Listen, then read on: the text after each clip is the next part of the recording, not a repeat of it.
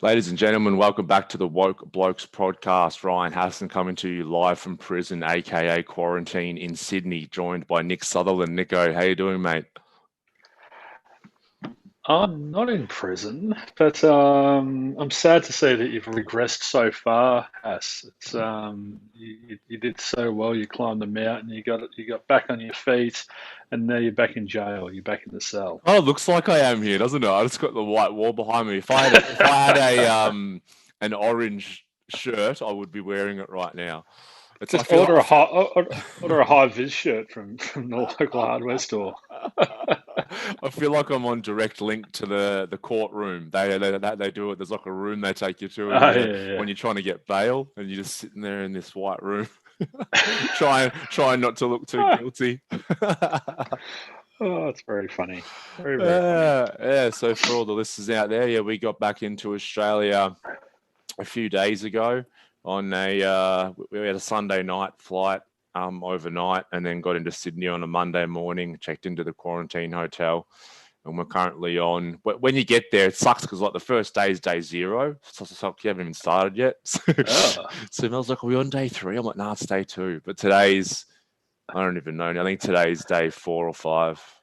can you get a texter and start doing Thursday, those Thursday, Friday. stick figure counting on Yeah, the wall behind you? a One, scratching. two, three, four. Yeah.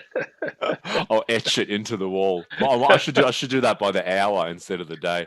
Give me And something start to walking do. up and down, up and pacing the room. Green mile, on the green mile, dead man walking.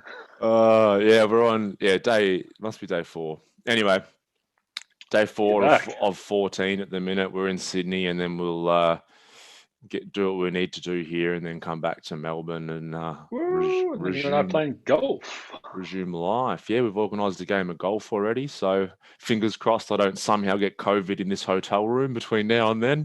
Which I'm just worried. I'm worried about false positives. That's what I'm worried about. Yeah, Um, right. because we've had 3 tests. I've had 3 tests in the last 5 days because we had to get one before we left. You show the plane to actually get on the Yeah. plane. You needed a negative COVID test. So we had one then, and then we've had two the first kind of 2 days that we were here. Um, so yeah, we've had three tests in 5 days and all negative. So Are they still doing it up the hooter, or because yeah, here in they China, do both. here in China they're doing them up the bum. No, won't be requesting that one. No, You haven't had to show of no, any cotton buds or anything. not yet.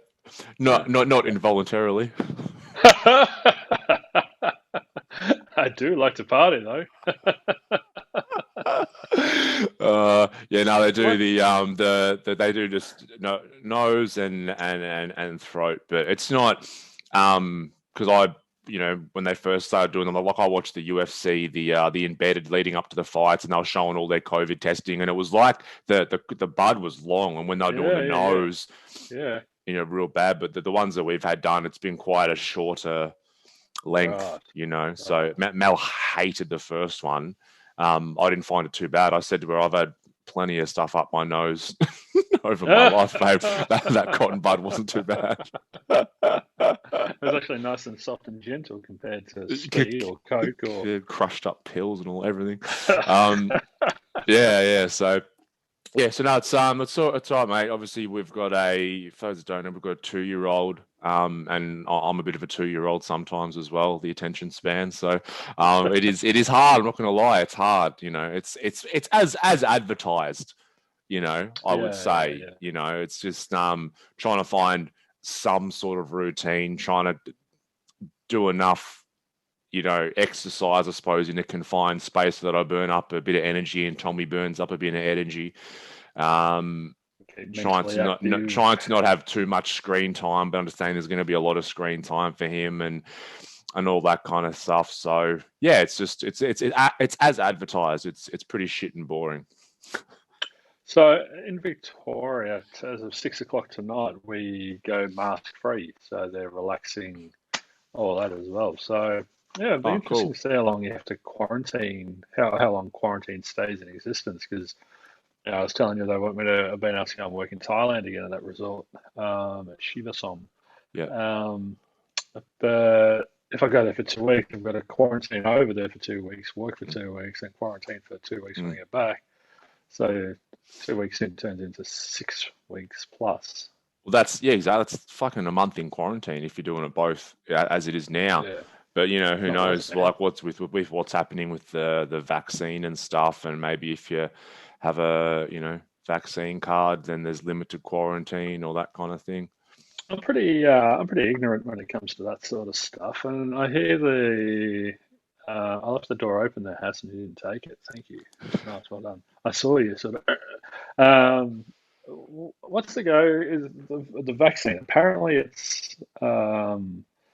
doesn't prevent you from getting COVID. It just slows down the symptoms or something. I don't know. Do you know? And apparently, it's just bullshit. We don't. Here's what I know.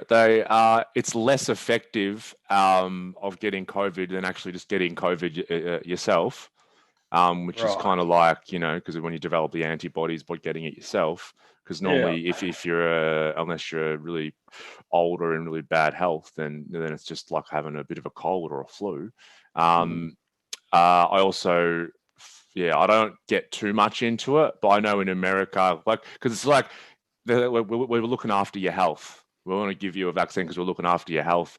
In America, if you show your vaccine card at Krispy Kreme now, they'll give you a free donut.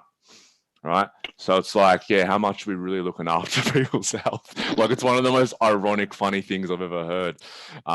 We're giving people free donuts because they're looking after their health by having a jab that we don't actually know what's in that jab. So yeah, I don't know. So It's going to put people at having to go against some of their values.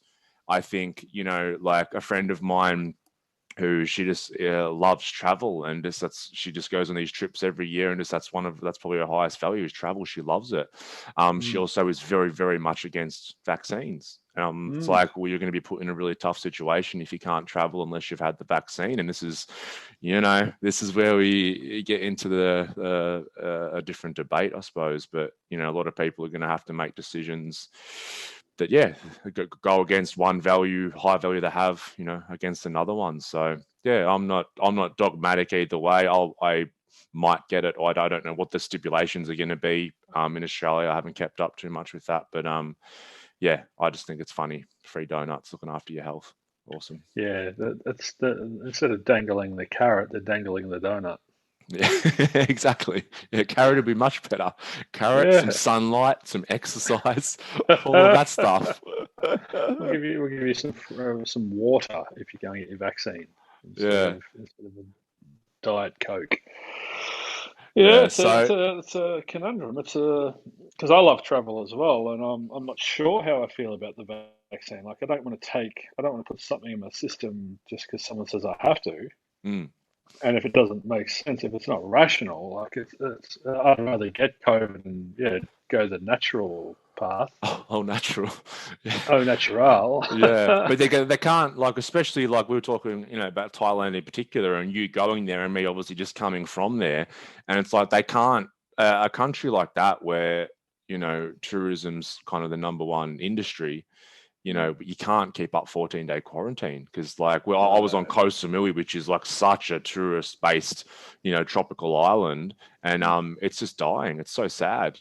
It's just like 80 to 85% of businesses are just shut because they can't stay Wow. open, Yeah. and it's really sad. And people are committing suicide over there. The amount of funerals the lady Jim, who we saw every day, would go to at the temple, people she know who committed suicide because they just no money, no income, can't have food for the family, all that kind of stuff. And Mm. places like that have been hit really hard. And like you said, it's not like a lot of people like you are going to work at Shiva Som in Hua Hin, but for people Mm. just going on a holiday, like, yeah, like who wants to go on a 4-week holiday and spend the first 2 weeks in quarantine? Like, you just be like, oh fuck it, I'm gonna wait till you know And it's going to cost you to stay in that hotel as well.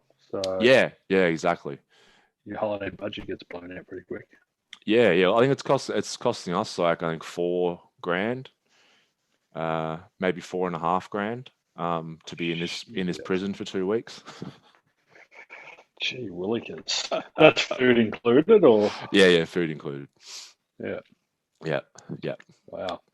But yeah, we have had to order a bit more food from Uber Eats and Woolies because the portion sizes are okay for Tommy and Mel, but they're not really my Not size. for not for Ryan, Not for the Manhattan.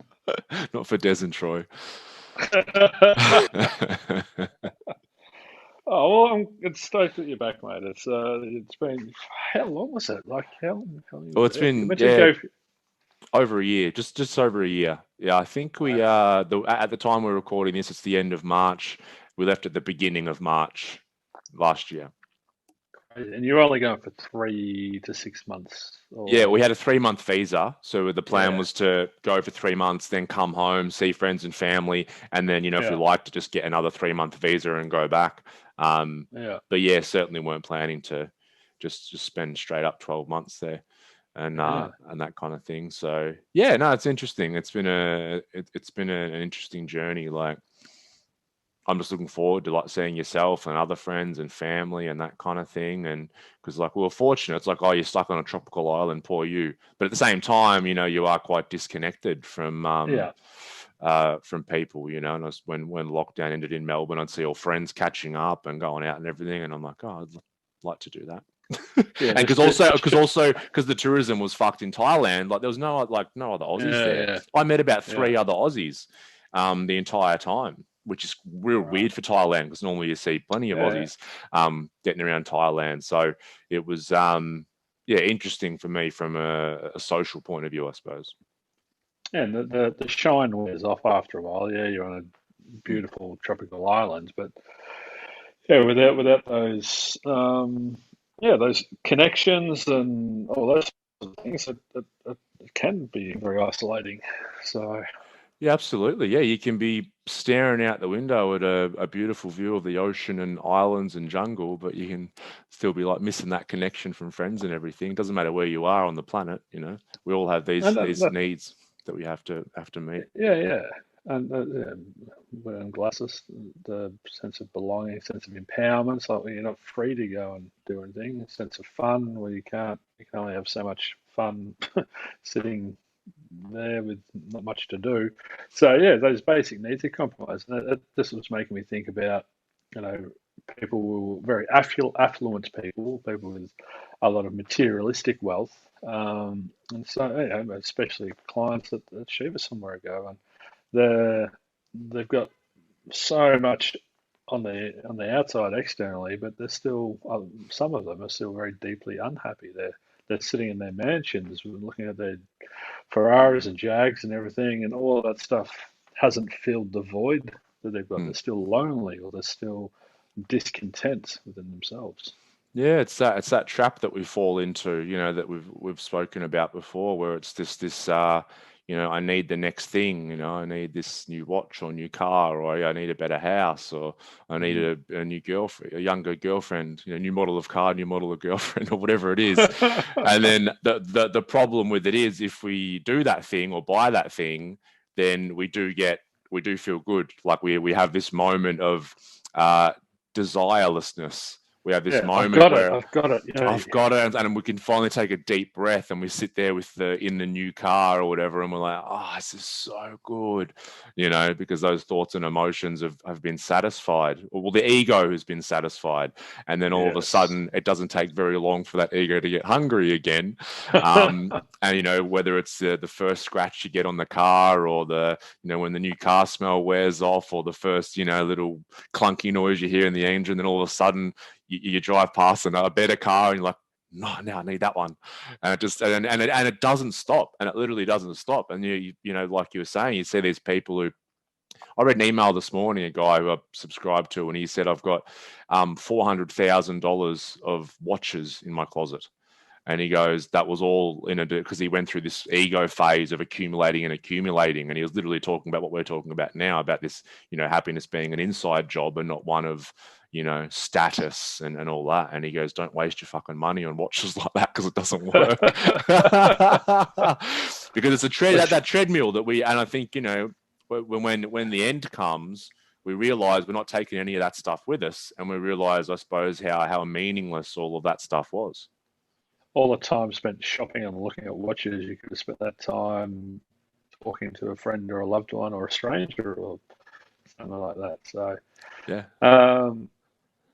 yeah, Shane's just finished reading "Ego Is the Enemy" by Ryan Ryan Holiday. Holiday. Yeah, Yep. and he said it was great. He really loved it. But the the ego keeps popping up in sessions all the time, and it's just we're calling it whack-a-mole now when people's egos pop up and have to bash them a bit. And then it was interesting. I bought a Harley. Oh, I'll take you for a spin on the Harley when you get down here. All right. And yeah, I bought a Harley, and it's a 2010 model. I'm like, oh, it's cool, it's awesome. And then you start modifying it, and you start spending money on it, and you start doing it. And I'm like, am I spending money on it because I don't like how it is? Like, am I discontent with it? Is this an ego sort of thing going on here, or am I just trying to personalize it? And is it more a hobby, and I'm just playing around with it? And I really had to step back and think about where am I coming at this from? Well, to check in, you're just checking in, Yeah, but I was looking at the sort of a later model, and I was going, oh, but I wouldn't mind that. No, mine doesn't have cruise control, and I wouldn't mind the model with cruise control. So do I sell this one and upgrade and buy the next?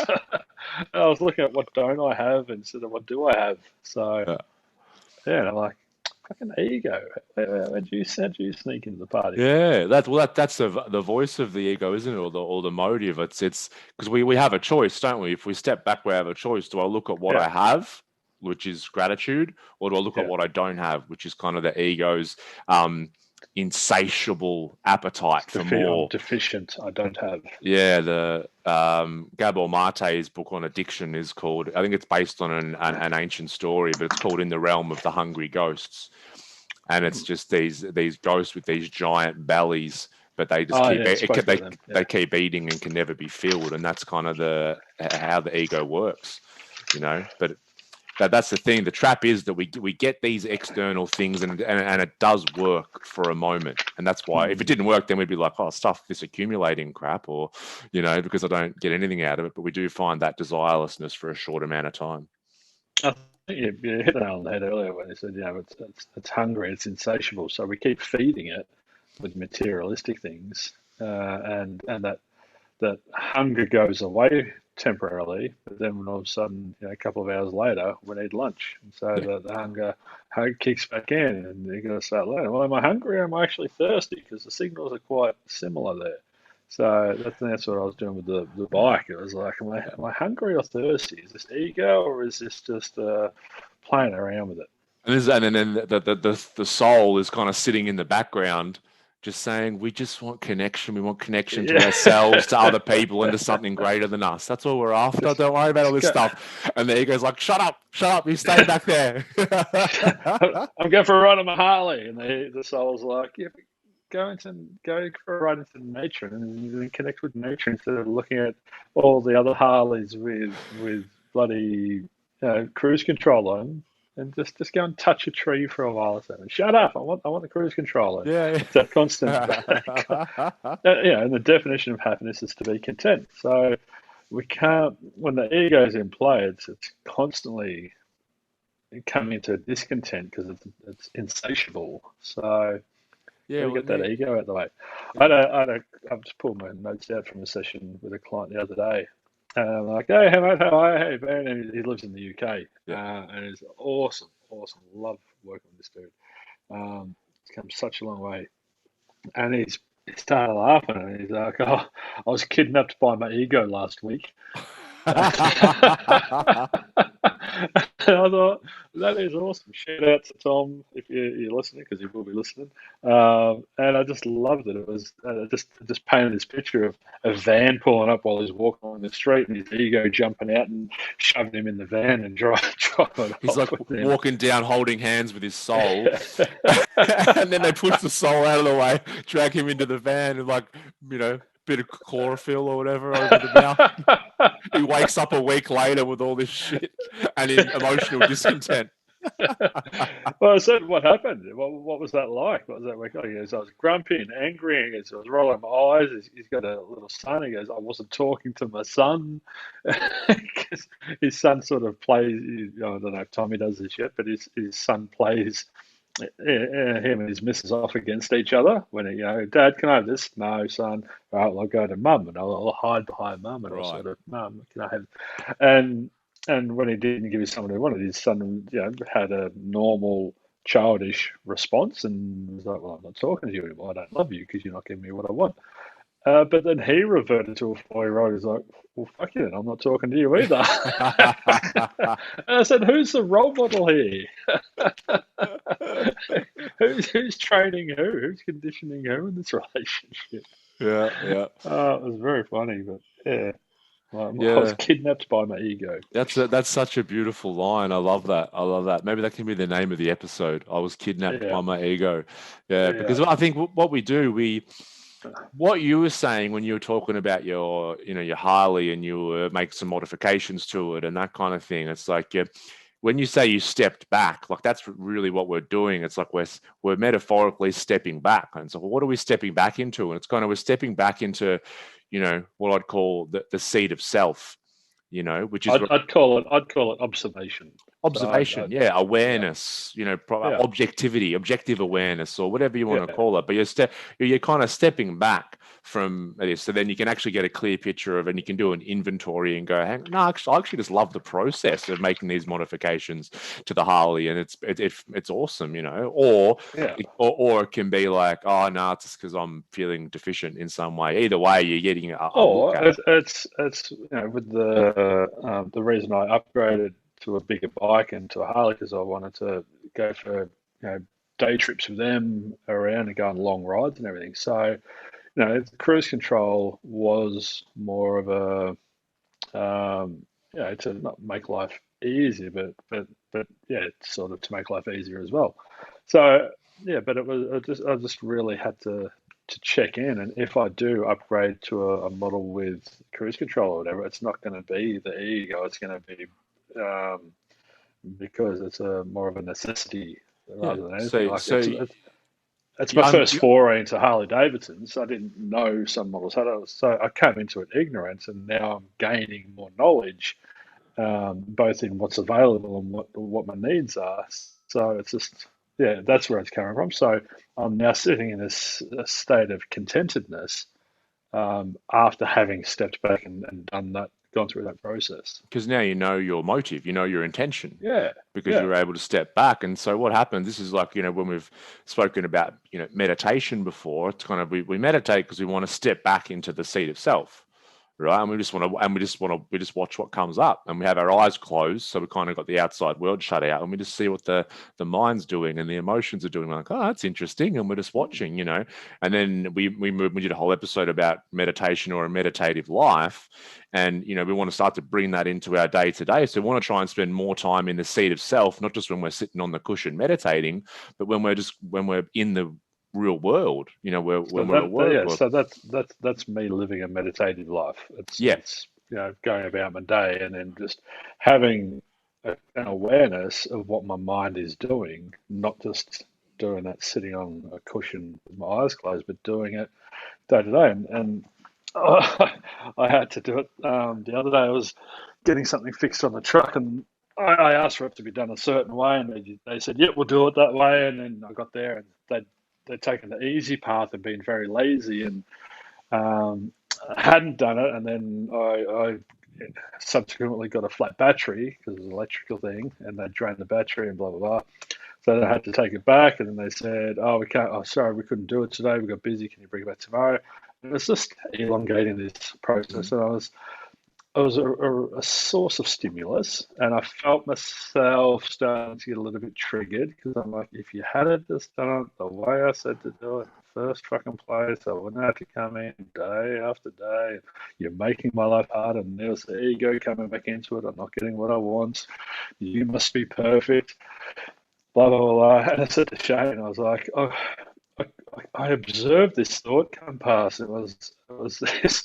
Um, what was it? Just I really hate mediocrity. I just hate, hate it when someone just does a half-assed job, because I checked the work afterwards after they'd fixed it the second time, and it was still pretty botchy. Yeah. And I was just like, wow, where'd that thought come from? Like Ah, I hate mediocrity. I was like, geez, I didn't see that popping up out of that river stream of thought. interesting. Well, and then you get to investigate that. That's an interesting one. So what I do, I'm very visual. So what I see then is we go about life and these things happen, like with these mechanics or whatever, and then so yeah, we try and spend more and more time in the seat of self, but then things happen and that pull us towards them. So Totally. so we've got this like kind of emotional disturbance or something that happened that we deem wasn't right, and then all of a sudden we get pulled out of that seat of self into the situation, into our emotions, into these deconstructive thoughts and everything. And then it takes this personal will that we have to just go back into the seat. And so when your client says I got kidnapped by the ego, and this happened to me many times, it happens to so many people, that all we can get like pulled out of the seat of self and then wake up a week later. We can wake up a month later and go, Yeah. holy shit, I've been sitting down here in my ego and all these emotions and everything based on something my mechanic did or my partner did or something that happened at work. And it's like we kind of wake up and we're like, oh, that seat of self's behind me. I should just go back and sit in there again. And it's so funny how time can pass with us sucked in. And I love the kidnap analogy. It's a good one. Yeah, I think it fits it perfectly. But and it's a great example. I think it's becoming woke. It's awakening. It's coming back into full consciousness, full awareness.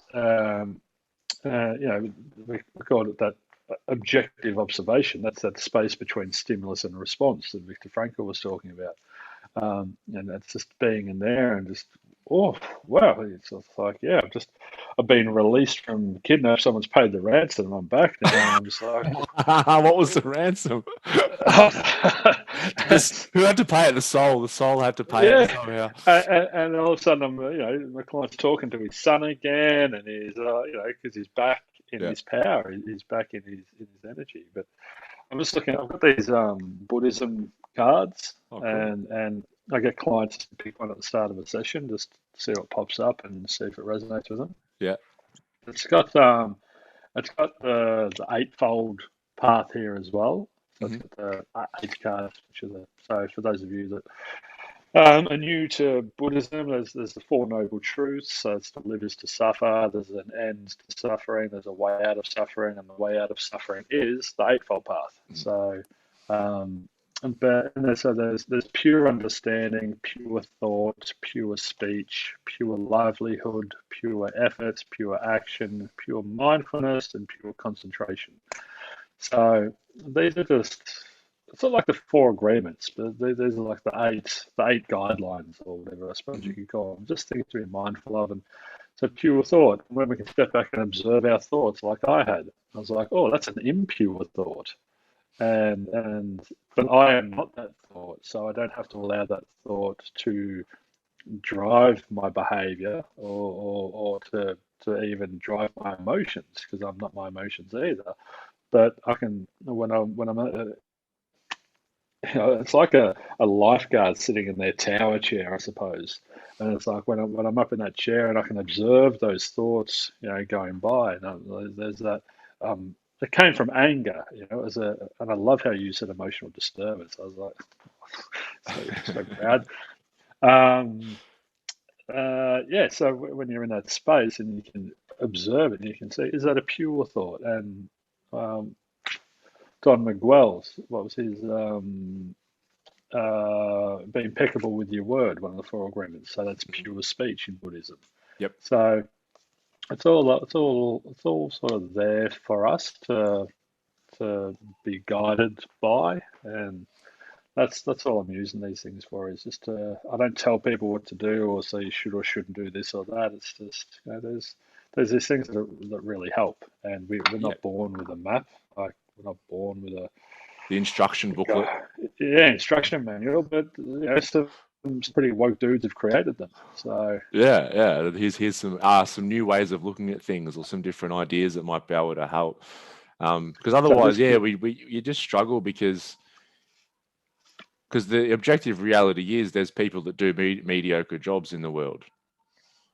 Like that's reality. And so it's like you can just say, oh well, next time I need something fixed, I'm just going to take it somewhere different, and there's no yes. problem there. But this is where I, people I was, get sucked in. They stay kidnapped, and they just keep stewing over it and stewing over it. And this is what you would call, yeah. unnecessary suffering.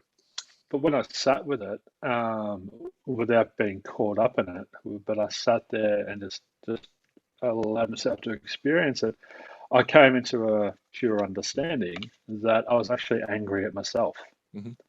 because I'd heard from many people, don't take your car there. And so I took the easy path. I bought this thing from them and then said, all right, well, you guys may as well just install it for me instead of taking it to my electrician who I know does good work and everything. Yeah, So you did a cut down through mediocre all the job. layers. You made a mediocre decision. Yeah. Yes, yes. And Yeah, so I this was is it. angry at myself at the very, very, root of it all. Yeah. And it was hilarious. I just, but once you perform, I guess you could call that surgery on yourself. Once you dive that deeper down into it, and find it and pull it out and laugh at it, make it light and laugh at it, like and then all of a sudden everything washes away, all the toxicity and the septic emotions sort of suddenly flow out and it's all good again. So Yeah. This is such a good example because that's exactly what happens. It's like you've purged yeah, to an extent. You've purged that out because I would say like most people, we don't have this awareness and we don't sit back and look at it objectively and go, oh, that thought, like, I can't, what a fucking mediocre job they've done. I hate mediocrity, is actually because I'm pissed off at myself for making a mediocre decision. And we stay mad at the other, then I don't purge and I hold on to it. And then all of a sudden so that you adds remain to my attached. load. So I was attached to it, and attachment is a source of all suffering. So I was attached to, and remember the three megos. I must be perfect. I made a mediocre decision. So that was a classic case. I must get what I want was there in full display. I was attached to them being perfect. That was, so there's all these triggers that went ding, ding, ding, ding, ding, ding, ding, all from these attachments. So when I started I became aware of those attachments and laughed at them and let them go. And I was like, ego, what the hell, man? Like, so I'd been kidnapped by my ego in that instance as well. Like, Yeah. But then you purged. You yeah, escaped. You picked the lock with like a fucking paperclip that you had tucked in I your shirt. You MacGyvered my way out MacGyvered of your there. way out of there, and then ran away.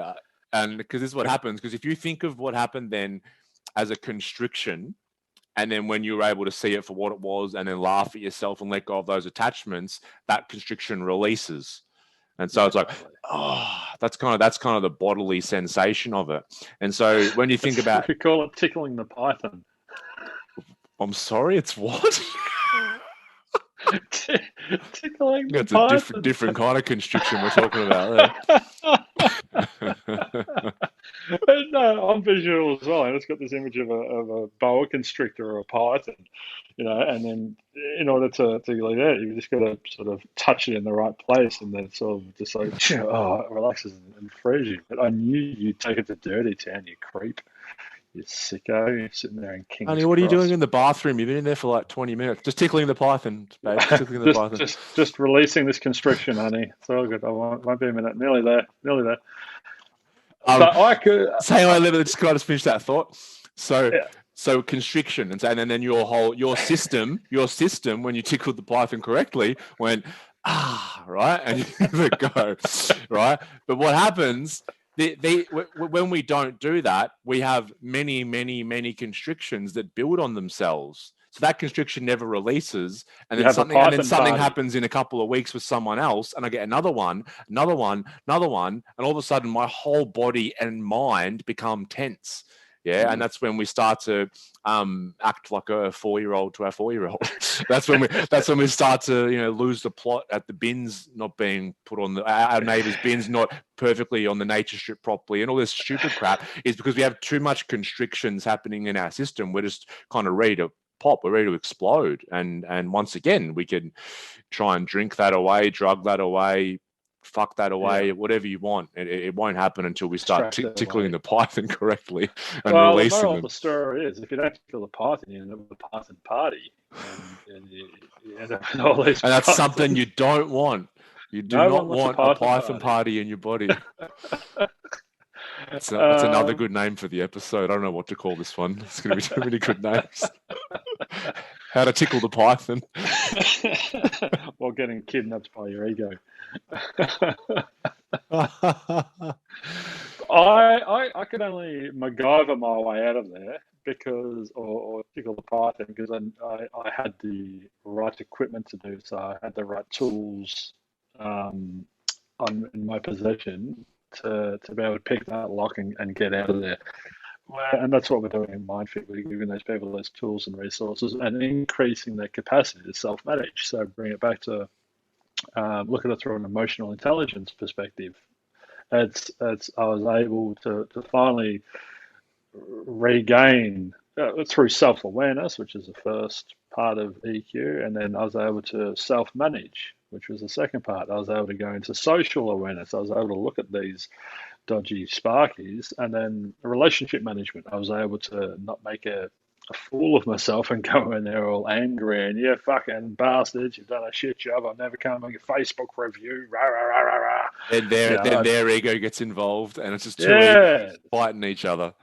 Yeah, and then it becomes my business because the branding is on my truck, which was getting worked on, versus their business, and then once again, you use that word destructive thinking, and it's a destructive energy, and it's just going to have a destructive ripple effect. So, and this is for clients listening, this is a mental rep in action. So I caught myself, I laughed, I rewound, I came back to that space between stimulus and response. I observed objectively, and then I went into constructive thinking and kept moving forward instead of getting stuck in that cycle. So, and this is what we're trying to do with the podcast as well. Is shine a light on these things and help people understand that in those moments we do have a choice. We do have a choice.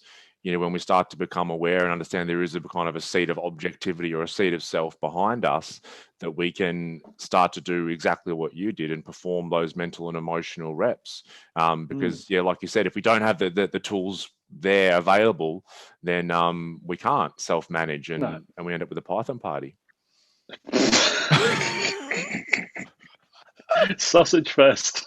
Got a python party in my body, in my energetic field. So, pure understanding is the first of these 8 sort of guidelines. And it says, when you take away the personal stories and the fears created by the mind and strip away the toxic emotions of anger, self-doubt, and frustration, you can look at what is happening quite simply as it is.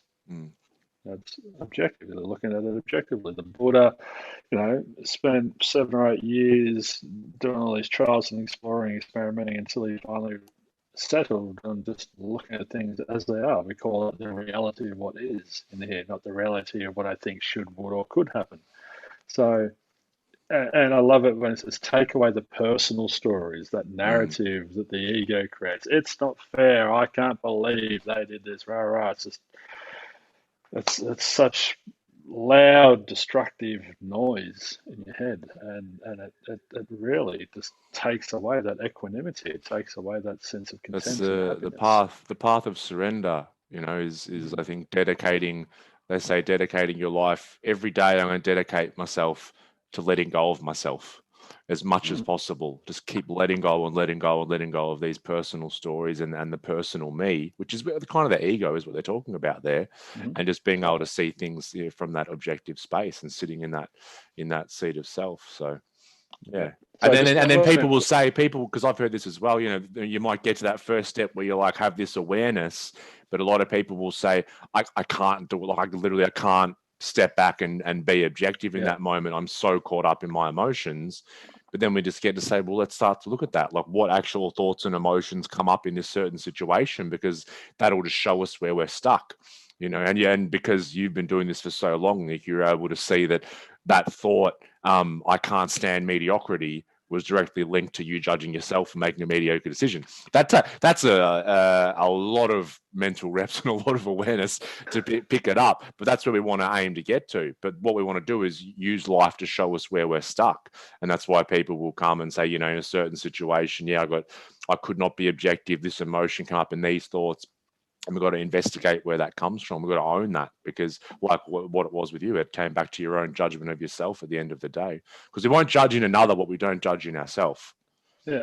But I've learned the hard way. So, as you said, this is years and years of training to get to a space where you can do this. But I used to make the mistake and fall into the trap of getting agitated at my agitation. So I'd get angry that I was angry, or get anxious that I was anxious, or whatever it was. And that's not until you hear that story, and then you can start laughing at it. It's highly irrational. It's that ego. So I must get what I want. It must be perfect. It must be loved. It's this craziness going on in there, and so the attachments to all of those things, and then you start going, I'm still human. Oh, all right, okay, yeah, I'm still not enlightened. I'm just imagining like we're in there like a room of being kidnapped, and we're in like a dungeon and we're chained up, and our ego is like holding a gun to us, just going, "You must be loved and must get what you want. You must be perfect. Don't forget. All right, don't start changing that now."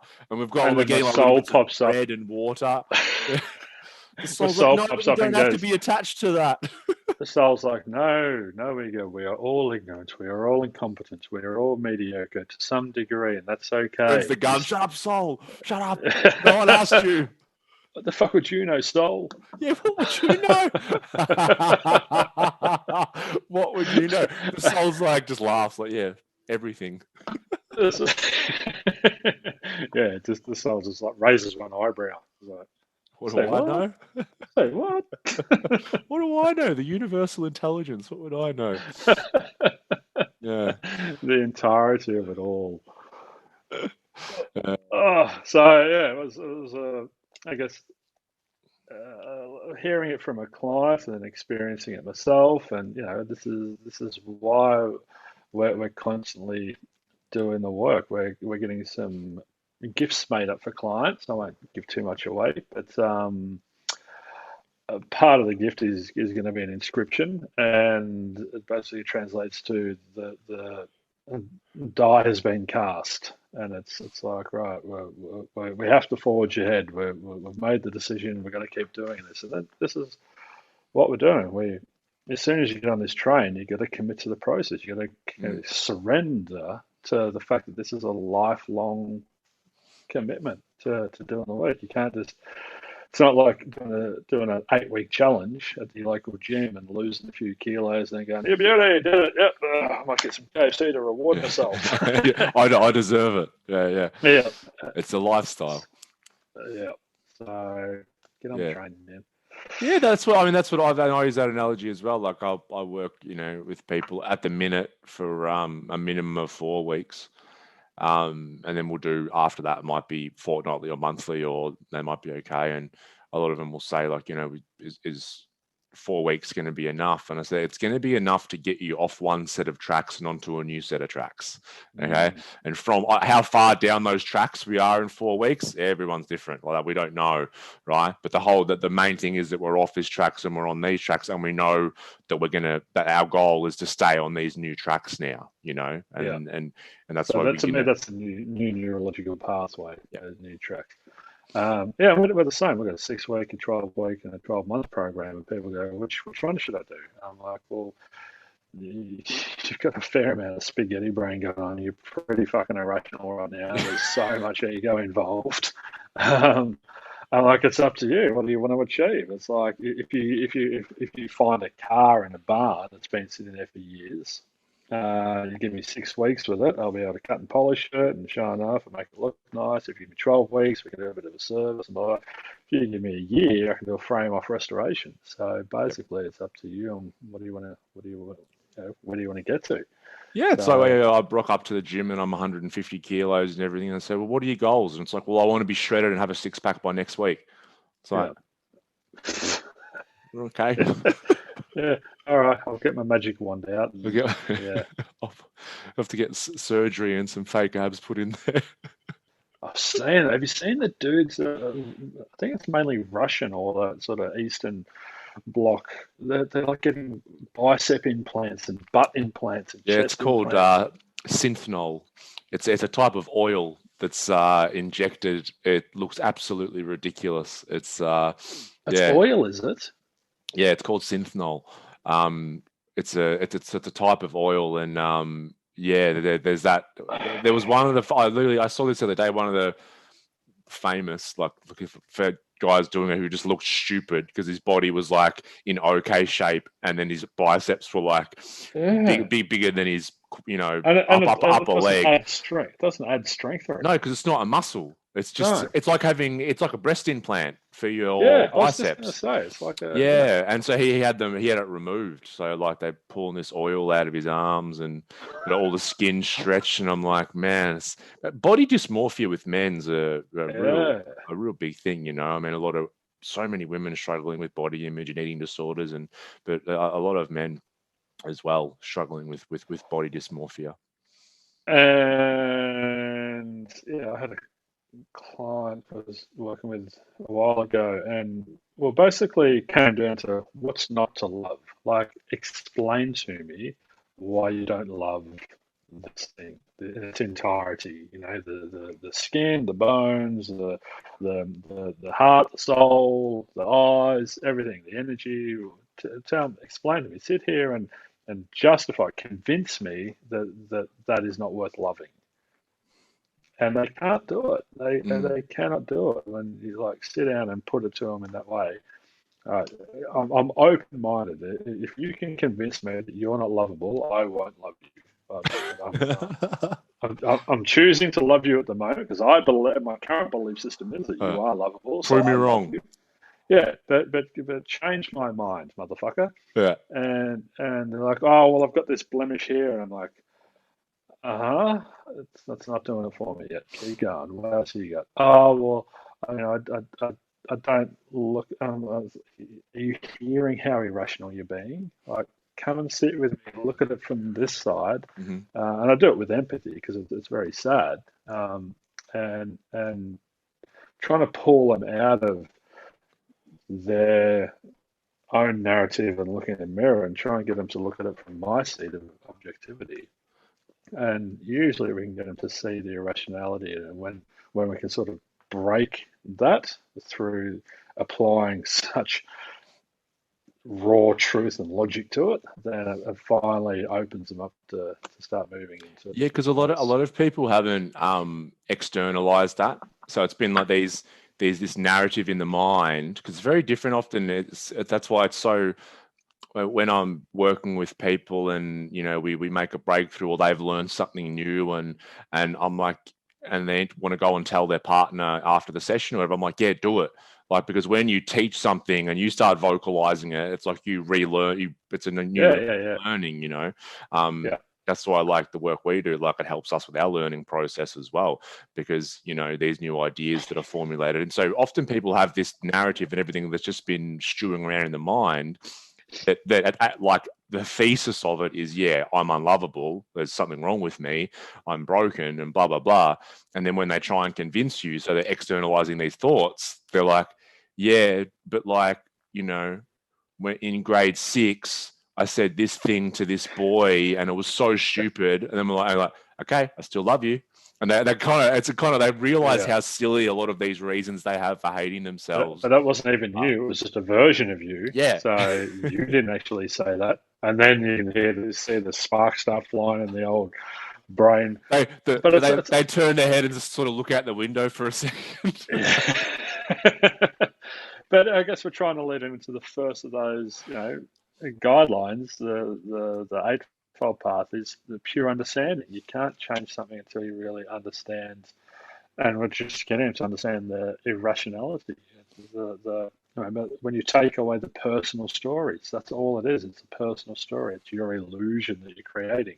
Mm. So there was another client who had a personal story that they didn't have time to do such and such and such. And I said, all right, well, I want you to go home from this session, sit all your kids down and convince them that you don't have time to look after yourself, to eat well, to exercise, to meditate. I want you to explain to them all that, being on Facebook is more important than going to the supermarket and spending some time. And she just started laughing and crying at the same time. Yeah. Because she started doing what humans do, which is to create a story in her head. And she realized that how irrational she was being.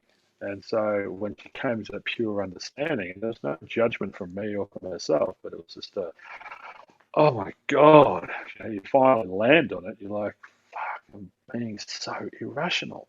Mm. Yeah. Yep. And then also I think there's room for also, I saw a post maybe last week. Friend of mine, I haven't spoken to them in a long time, that kind of thing. And she just posted because she's got breast implants, and I just posted, "Oh, happy 10th anniversary to my girls. It really helped me with my femininity," and that was it. Now she's someone who's never, it's never a topic of conversation, kind of thing. Like, and they're not outrageous or that kind of jazz. And I don't know at the time she got the The girls aren't outrageous. they're very nice, but they're not. They're not like, some people like the synth knoll. Like, you look at that dude with the synth knoll in his biceps, and you're like, dude, what in the fuck are you doing? You look ridiculous. That's like if girls get implants and they're going like a size F, you're like, what are you doing? You're getting wild here, Small increase this was, but anyway, and it got me thinking about her. No, because this is where I like to say to people, man, there's nothing wrong with anything, right? There's nothing wrong with anything. There's just an issue with our relationship to it. That's why I like. So there's nothing wrong with a dude getting synth biceps. No. If he's not, if that's something that he really wants to do, and it's not to do with a story of deficiency and needing to seem more manly, which it is, but I'm saying, this is what I'm saying. There might be an instance where someone's like, there was a guy I heard about, and we can look this up. I did look it up when I heard about it. There was a guy who, ever since he was a kid, he was from the States, I think. Ever since he was a kid, and I don't know if this was like past life stuff, karma stuff. Ever since when he was a kid, like, he was an able-bodied person, but he wanted to have one of his legs amputated. Like, he just felt like he didn't want the use of both of his legs, right? And so he got to a certain age, ever since he was a kid, and he grew up and he was an adult, and he actually got a surgeon to rip off, amputate one of his legs when it worked perfectly fine. And he was happy as Larry. I don't know if his name was Larry, but he was just happy. He was fine. He had this weird thing where he just wanted to have one leg in this life, and he did it, and he was happy about it. Right? So that's what I'm saying. Just had a few beers and got legless. That's temporary. Yeah. And so anyway, alcoholic. And so anyway, it got my mind, because I've always, with me and you, we have a hard time turning off our therapist's brain, And anyway, I thought about this friend who just said, "Hey, happy 10th birthday to my girls," and I'm like, that's the only time I've ever heard her talk about the fact that she's having implants. She never passes it out there or anything like that. And then I'm like, I feel like this is an example where there's nothing wrong with anything. And like I said, I don't know what her mindset was at the time, 10 years ago when she got them, obviously a feeling of deficiency, but I'm like, maybe there's just absolutely nothing wrong with that. And they've been a good thing for her, and her relationship with them is absolutely fine. Yeah. Because I think that's an important thing for people to understand. It's like, there isn't anything wrong with these behaviors, maybe the synth not one, but apart from that, it's just. I'd be interested to chat with her and objectively, and just say, what wasn't to love. No, but this is where I was trying to turn. I was doing the same thing, right, when I saw it, but I was trying to just turn my therapist or look at it in a different way, and just say, oh, like, if it makes you happy, then go for it. But is it making you inherently happy, or is it a plugging a gap She just happy? seemed really grateful for the 10 years she'd had with her girls. Yeah. Well, the good thing is that our opinion doesn't even matter. So That doesn't what we matter for think, shit. what we think, is of pure irrelevance. So I'm just happy that she's happy. Yeah, that's me too. Yeah, Yeah. that's like the feeling that I got. I got this really like warm, fuzzy feeling because my therapist brain kept wanting to go down that other route, and then I'm like, I'm Yeah. stoked Love that she's therapist grateful for brain. them, you know. Yeah. And I think that's cool, you know. Yeah, it's an interesting one. Yeah. That is an interesting one. And What's that's your where we need to be mindful of switching our therapist brain off and just, yeah, I don't have an opinion on this. It's just what you did. Cool. I'm not going to analyze it or yeah? evaluate it or It's just assess it hard. It's or, hard. I even still do it now because of I was course, it's a hard. and you'd have it from the army as well, within your own way. But because I was an air conditioning mechanic for 11 years, I still like if we walk into a cafe or a restaurant, one of the first things I look at is what kind of system have they got for their air conditioning and heating. I still do it now. I haven't done it for fucking so long, so many years that Yeah. trade. But it's one of the first things I look at when I even going into a new hotel room or staying in a new place. One of the first things I'm like, what do they got? Okay, they got ducted reverse cycle. They got split systems in each room. Okay, no problem. It's just that those old pathways, you know. It's like a florist going out for dinner and just noticing the floral arrangements in the Yep. restaurant. It's just that's going to happen. So, God bless our partners. Thank you for putting up with us. Well, my And partner's a therapist, and she's worse than me. So we we drive each other crazy. Tommy's going to be either the most well balanced kid or the most fucked up kid. I It's know, going to go I one know. way or the other. I know. I'll accept either. I'll accept either way, Nick. I'll accept either way. But we said, I think it even happened this morning. I said something, and she's like, "Oh," because she said the same thing to me yesterday. Like, it's kind of where's that coming from, or something like that. And Yeah. she's like, "Don't give me a dose of my own medicine." I'm like, "Too late, done it." And then she'll be chewing on it, and I'm like, "The two therapists, it is, yeah, it's very interesting." I do have it from the army still. It's clean as you go, and people, so you put things back where they belong because Don't be if I mediocre. die, yeah, don't be mediocre. If I die, then the next person is going to come into my vehicle. They're going to need to know where everything is because it's going to be the same. We need systems and structures because that creates slow is smooth and smooth is fast. If you don't put something back in the right in the place where it was, where you found it, then the next person's going to have to spend time looking for it, which is time wasted. So I don't know. Em and the kids must know that about me and must really be wanting to help me to grow because they often, every day, put everything in places. There was soy sauce in the refrigerator the other day. Like, I just, how does this get here? Who? Mental rep, Nick. Mental rep. I love my family because they're helping me to be stronger and a better person to grow. I'm so grateful that the soy sauce is in the refrigerator. Yep, thank you. Yeah, yeah, it's so I do get that with like times and structure and everything, and I'm like, and Melissa's balanced me out, you know, and because she's Mm. just can have, you know, she'll be like, I'll be like, babe, you've got to like some, you know, you got a live you're doing for the students in the group in 10 minutes. Like, oh, do I? I'm like, yeah. Whereas like I'd be have it in the thing, reminders, like thinking about it constantly, knowing exactly what time it was. How, how's this? So I was meant to we were meant to record this at 12:30 today, and I was meant to Shane and Zach are starting the Mindfit podcast. Now we were meant to start that at 11 o'clock today. But we switched that around, and I said to Anne, "Oh, I'm recording at 11 o'clock in the office." And she works a couple of doors down, and she said, "Oh, can you take my breakfast, and I'll finish yoga, and I'll come up and get it." I'm like, "Yeah, no worries." And it's 10 to 11, and she's still not here. So I take her breakfast down to her, and she goes, "Oh, I was just going to come up and make you coffee." And I went, "Oh, okay." And then I've come back and put the kettle on and made a coffee, and she's still not here, and it's 5 to 11. And so I've taken the coffee back down there. And she goes, "I get the impression that you don't want me to come up there." And I'm like, "I get the impression that you don't remember that I'm recording in 5 minutes and I don't want you banging and crashing around."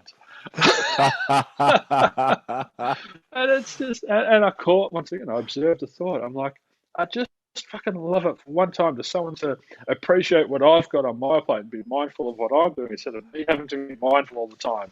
And I was just like, whoa, reel that shit in. Just I think make we've got your a couple of the same issues, Nick. I think we've got make some of the same stuff make going on here. make your partner a cup of coffee and be grateful that you've got this coffee to bring her and do it without any expectations or conditions and oh, it's good to be alive, Hass. Yeah. Oh, it's all. Everyone's our teacher, you know, and so Ah, that's why Melissa's helping me loosen up that rigidity and yep. structure a little bit, and Mhm. I've helped her put stuff in the calendar. That's still a process, but we're getting there.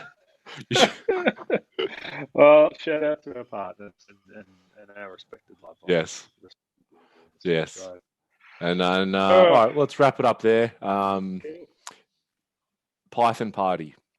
If you're having one, recognize it. Tickle tickle the the python. python, one at a time. You're Don't try and relaxed and don't try sitting. and tickle them all at once. Just go one at a time. Yeah, you'll be amazed at how relaxed you get after you've tickled the python.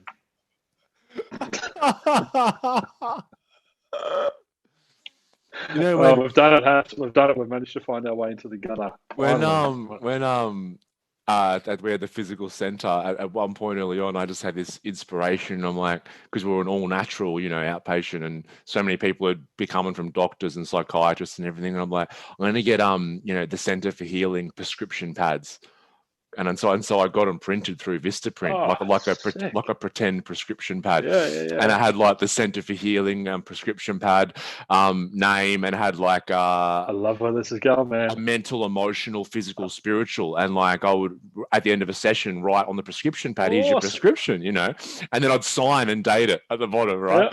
Yeah, yeah. And yeah, I I, had them made up and I used them for a while. But I had this vision of myself writing Tickle the Python under I don't know which category I put that under actually. I love that you went there. I love that you took it there. Yes. Here's your homework. Go and tickle the python every night. Actually put that on the fridge with a magnet at home. Honey, Yeah. what's this Tickle the Python? That's my homework for the week. Ryan gave me, my therapist. He doesn't want me to have a sausage fest. I can't have a python party. Oh shit. So All right, maybe we can let's get a wrap it up there. second opinion. Get a second opinion. Take it to the chemist. Get your prescription filled. Yeah, all right, wrap it up there. I'm after a bottle of Python unticklers, please. Back at a 50. I'm after some oil. I've got to tickle the python and What's uh, the best essential oil for me? Clary sage, maybe, to untickle my pythons? To tickle my pythons. Not untickle them, we want to tickle them, don't we? I'm trying to get my python all constricted. What can I do? It's the opposite of tickling the python. Okay, All right, we're getting silly. listeners are turning us off We're now. getting They're like, very silly. because All the right. boys have gone mad. So to wrap that up, if you are in your client's very eloquent words, which I love, if you're getting kidnapped by the ego, understand that you have the tools and the resources to be able to step back and not get caught up Or for understand a you week or a month. don't have them, and you've got to Yeah, go and get them. Because not everyone has them. So yeah, yeah. yeah, Awesome. yeah. Thank you, everyone, for If tuning you don't in. have them, that's okay too. That's Peace okay out. I'll too. see you next week, Hass. I'll see you the week after. Yes. Week after next. Yeah, 2 weeks. I'll see you in person for golf. And, I'm going to go and tickle the python. I'm that excited. goodbye, everyone.